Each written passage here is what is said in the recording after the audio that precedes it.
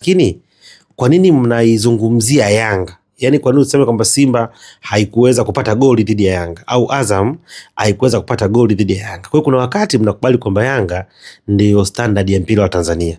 Sababu mnakuwa mtaki kusema. Sio, yaani Yanga ndio standard ya mpira wa Tanzania, ndio maana yakitokea matokeo ya sare inaonekana kama vile Yanga hakuna alichokifanya au amedrop. Na kuonekana timu nyingine ilijitahidi na kupata matokeo hata alama moja. Kwa kwanza hapa tukubaliane kwamba hawa ndio SA unit wa mpira wa Tanzania. Ndio maana makosa mengi yanakuwa yanachambuliwa kwenye upande wa Yanga kwamba hawana washambuliaji au wachezaji wakubwa. Hasa hao wachezaji wakubwa mbona hao hawakushinda? Sisi tulikataliwa na muamuzi. Nini? Hao wachezaji wakubwa kama walivyotaja Simba goli lao lilikataliwa na muamuzi. Mimi nilikuwa ni goli. Moja kama ndio masaa 72 kuja na ndio yale ya kama ndio 72 ndio inaweza kusema hii ni sare, hii ni goli, amefungwa, ndio kazi yake. Lakini walituaminisha hivyo. Ndio kazi yao. Wewe ni mtu wa mpira, ni mwandishi wa mpira wa siku nyingi. Ndio kazi ya bodi ya ligi. Wewe kusema kwamba hata FIFA sio kazi yao, ni kazi ya muamuzi. Anayetakiwa kujua kwamba hili goli sio goli ni muamuzi. Makosa ya kibinadamu. Yaani whatever atakavyokuwa, lakini muamuzi ndio dakika 90 zinapotamatika. Refari akamaliza mpira, hapo ndiko mpira unakuwa umeisha na hayo ndio yanakuwa matokeo halali. Kwa hiyo kimsingi ni kwamba na kuelewa chokizungumza kwamba watu wengi wali expect Yanga pengine apate magoli dhidi ya Simba, apate magoli dhidi ya Azam kutokana na ubora ambao walikuwa nao, pia kutokana na kikosi ambacho wako nacho, kwa sababu uwezo ka expect kama wana kikosi. Lakini tukufahamu kwamba Yanga amechukua bingwa mara 4 mfululizo, lakini pia ameweza kudominate soka la ndani kwa muda mrefu. Kwa hiyo hakuna timu ambayo ingekubali wa kuona Yanga anaendelea kudominate. Ndio maana ukiangalia Azam jana walivyoingia walikuwa na intensity kubwa, walikuwa na uwezo mkubwa pengine kuliko mechi yoyote ambayo wamewahi kucheza kwa hizo jitihada, kwa sababu wanajua kwamba hapa tutakutana na timu ambayo ni bingwa mara zote, amechukua bingwa mara nyingi, lakini pia ukipata matokeo dhidi ya Yanga unakwenda kutengeneza story. The same to Simba anakutana na Yanga, alikuwa amefungwa mechi 6 mfululizo. Kwa hiyo alikuwa ameingia kwenda kukamia, ni kama vile hakuna mechi nyingine tena. Lakini Yanga pamoja na kwamba hawakucheza vizuri, tunazungumza hawakuwa na makali, lakini pia hawakuruhusu kuweza kufungwa. Hapa tunapozungumza Yanga ana mechi 34 mpaka sasa hizi toka msimu uliopita hajafungwa toka mara ya mwisho kufungwa na Tabora United.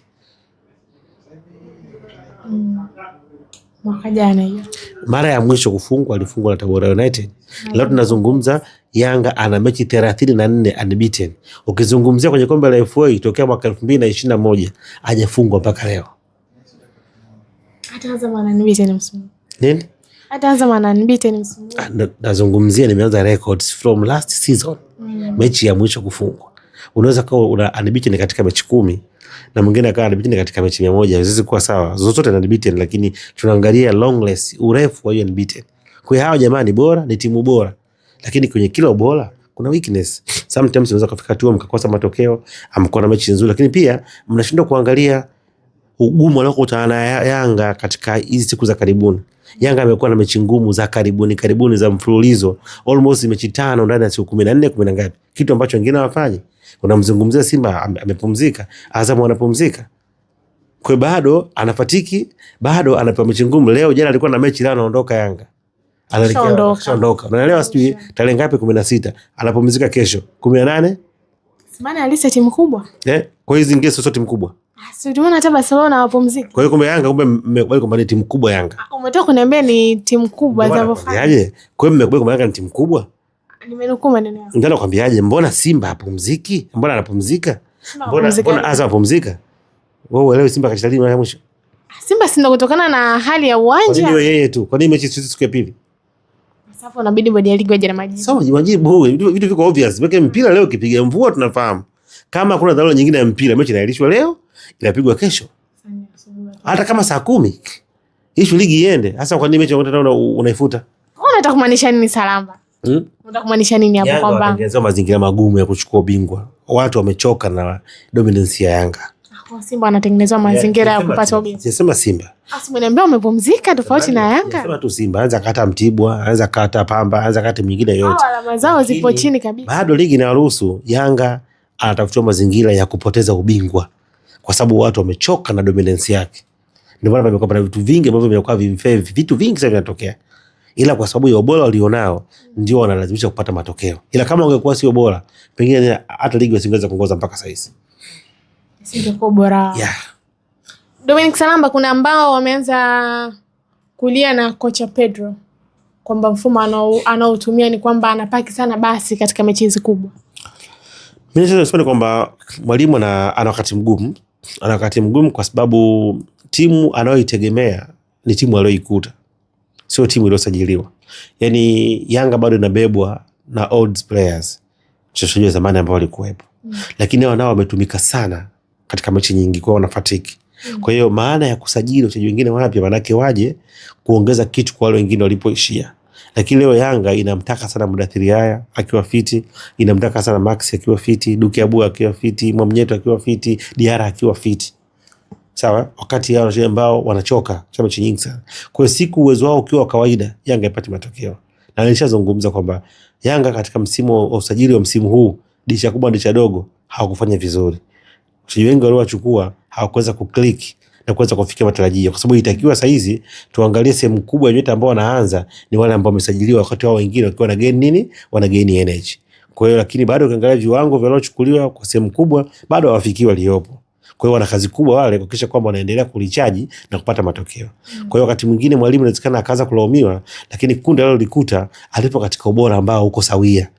Yaani unamtumia Max akiwa na 40% tu ya uwezo wake. Unamtumia Pacome ambaye kana majeraha na asilimia ndogo. Mudathiri. Kwa hiyo hata kama utakuwa mwalimu mzuri vipi, lakini kuna wakati mbinu haziwezi kuweka watu kwa sababu timu yenyewe iko chini au iko slow au iko down. Ni kweli Yanga inakosa namba 10 katika kikosi cha wekundu wa Msimbazi cha Young Africans tangu ondoke Aziz Ki? Hapana, sio kweli. So kama wangekuwa wana namba 10 wangekuwa wafungi. Leo ndio Yanga inaongoza kwa magoli mengi kwenye ligi, ni magoli 31 ya kufunga. Wamefunga magoli 2. Si unaelewa sio? Na mtu anayepatia na goli 21 kwa 20. Sasa mpira huu ni mpira wa zamani. Kama ungekuwa wana changamoto ya kufunga, hizo goli ungezifungaje? Sawa? Twende kwenye penalty. Dakika 91 karibia na mchezo kuisha. Kulitokea na faulo ndani ya box ambapo alifanyiwa Dube Mpumelelo Prince huyu. Kuna baadhi yao ambao walidai kwamba ile haikuwa penalty, kwamba Dube alifanya madhambi na alistahili kupewa kadi nyekundu. Na kuna ambao wanadai kwamba ile ilikuwa ni clear penalty. Mwamuzi kangama kwamba sio penalty. Kwa upande wako Leonaje Salamba? Yaani kama ni mtu wa mpira, kama anapenda mpira, kama asubiri bahasha, it was clear penalty.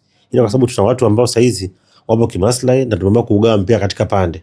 Kuna kundi hili na kundi hili. Uko right, uko wrong, no matter what. Lakini it was clear, penalty haina doubt, ni ya wazi kabisa ambapo mwamuzi atakweza kuitoa, lakini waamuzi ndio hawa kila siku, makosa yao ndio yale.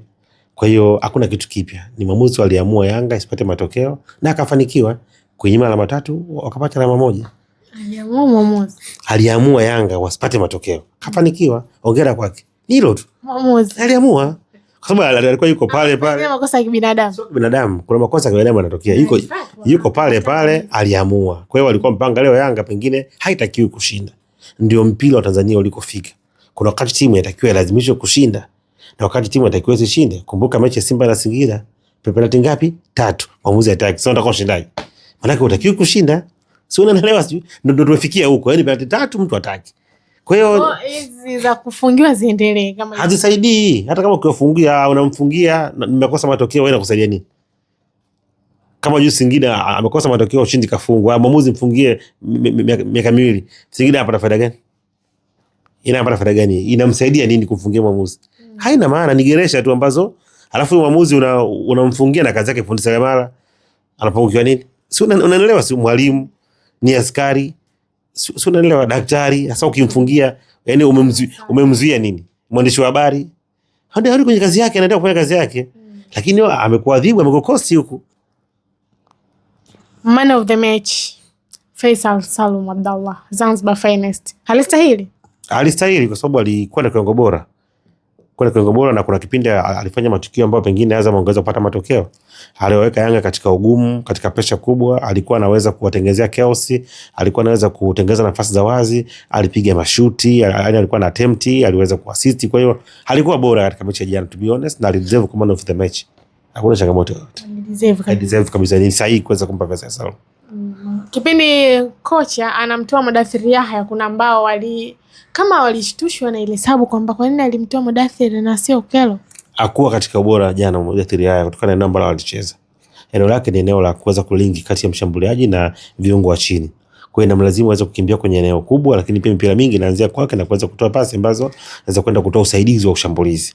Lakini sasa jana hakuwa katika ubora. Mipira mingi ilikuwa inapotea, energy yake ilikuwa iko chini kutokana na fatigue pengine na mechi ya Prison. Kwa hiyo binafsi mimi mwalimu alikuwa yuko sahihi kuweza kumpumzisha na kujaribu pengine kupunguza pressure ya Azam kwa kupunguza Pacome ambaye atafanya defense ya Azam isifikirie kwenda kushambulia tu, nao waanze kujilinda, na walifanikiwa wakaweza kusekiwa alama moja.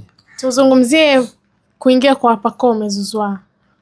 Baada ya muda mrefu kupata majeruhi, jana akaingia ndani ya kikosi cha Young Africans na zidi Azam FC, maana tuko na mashabiki wengi wa klabu ya Young Africans walishangilia sana kwa dakika chache alizocheza Pacome. Ulimwonaje Salamba? Bado haja katika piki kwa sababu ametoka kwenye majeraha na ni kawaida. Hakuwa katika ile flexibility yake, unyumbulifu wake haukuwepo, katoka majeraha, mechi ilikuwa na tension kubwa. Kwa hiyo ni nzuri kwa maana kwamba anaanza kurecover na akapata dakika kadhaa. Kwa hiyo binafsi uwezi ukaanza kumtem katika level kubwa kwa sababu akopa Pacome ambaye tumemzoea. Kumbuka amekaa nje muda mrefu na ameingia kwa mechi ambayo ilikuwa tension kubwa. Kwa hiyo binafsi nafikiri ni habari nzuri kwa Yanga kwa sababu sasa tayari maana yake anaanza kuingia kwa taratibu, ataligain na pengine kuweza kurudi katika uwezo ambao alikuwa yuko nao. Sare ya Yanga dhidi ya Azam FC ina faida kwa Simba? Haina faida yoyote. Kwa nini? Kwa sababu hizi ni gap linapungua. Sawa, lakini nao mpata sare. Ligi inaendelea. Bado Yanga na alama 3 mkononi ambazo iko nazo. Kitu pekee ambacho kinakufanya uweze kuwa mazingira mazuri ya ubingwa ni kumfunga. Yaani Simba amefungwa na Azam. Si ndio? Yanga kashinda, akatoka sare. Si unaelewa ninachokizungumza? So wewe 3-2, alama moja ni kubwa, inatoa ubingwa. Si unaelewa? Kwa hiyo unayowania naye ubingwa inatakiwa uchukue alama kwake, yeye ndio uchukue alama. Sio, unaelewa? Kwa hiyo Simba ili atengeze mazingira mazuri angechukua alama 3 kwa Yanga. Hata kama Yanga angekuwa anaongoza kwa alama 5, lakini tayari mimi nimechukua alama zangu 3 kwako. Lakini Yanga ame-maintain kupata sare na timu zote mbili ambazo ni title contender, Azam na Simba. Ndio ambao itakiwa uweze kumfunga yeye. Sio, unaelewa? Simba na Yanga kutoka sare. Azam ambaye alimfunga Simba ametoka sare. Kwa hiyo Azam ana lose, Yanga ana lose. Simba ana lose, Yanga ana lose. Kwa hiyo inakuwa ni neutral. Si unaelewa chizungumza? Kwa hiyo sio faida kama ingekuwa pengine Simba amepata matokeo dhidi ya Yanga, alafu na Azam naye amemfunga Yanga. Simba na advantage kwamba alinifunga mimi na wewe kafanya nini? Kakufunga na una alama zangu 3. Tumalize na hili hapa. Simba wanacheza dhidi ya Pamba Jiji baada ya mechi yao mara 3 mfululizo kuhairishwa dhidi ya TRA United, ambapo kupitia msemaji wa TRA United anasema kwamba kuna namna ya Simba inahusika na wao wapo tayari, kama Simba akiamua achague uwanja wao watakuwa tayari TRA kwenda kucheza. Mimi nafikiri ni kwamba kwa sasa hivi mimi mechi nyingi za Simba za nyima amani. Kwa sababu maamuzi yake mengi yanakuwa ni ya kushangaza. Mimi ni mtu mkweli. Ni inanishangaza. Unaona, ni mechi ambazo zimekuwa nitaka kuzungumza ni kama vile wanalazimisha Simba asishinde. Na sisi tunataka ushindani wa kweli. Nataka timu iingie, ikacheze, ishinde. Kama wanalazimisha, nimetoka kuambia mfano hapa, angalia mechi ya Mashujaa iliyopita. Kama unaikumbuka vizuri, utapata kitu. Angalia mechi ya Singida Black Stars ambacho kimetokea. Unaona, na mechi nyingi wewe zifuatilie tu. Maamuzi mengi hayako sahihi dhidi ya Simba na timu nyingine. Sawa, dhidi ya Simba na timu nyingine. Kwa hiyo inafika hatua ni kama vile it must win game. Yaani kwamba Simba lazima apate alama 3. Unakumbuka msimu uliopita Simba wapiga mpaka dakika 110 na kitu, dakika 10 na kitu ziliongozwa mpaka kapata goli. Unakumbuka sijui? Kwa hiyo ni mechi ambazo ni kama ni lazima wao washinde. Mechi ya Dodoma Jiji wanakwenda kuadhibiwa, maamuzi yanamaliza mpira. Kwa hiyo ni kama lazima wao washinde. Kwa hiyo mechi kama hizo hata kuzichambua ni ngumu. Unachambua mtu ambaye lazima ashinde, atashinda tu. Kwa hiyo inakuwa sio tena football, ni kitu kingine ambacho kinakwenda kutokea. Na huo ndio uhalisia ambao atakao tuweze kuzungumza. Huo ndio uhalisia ambao atakao tuweze kuzungumza. Wanabebwa. Kwa hiyo ukiniambia mechi ya Pamba ni yale tu, atakwenda atachukua alama 3. Hakuna shida nyingine yote. Shukrani sana. Asante sana.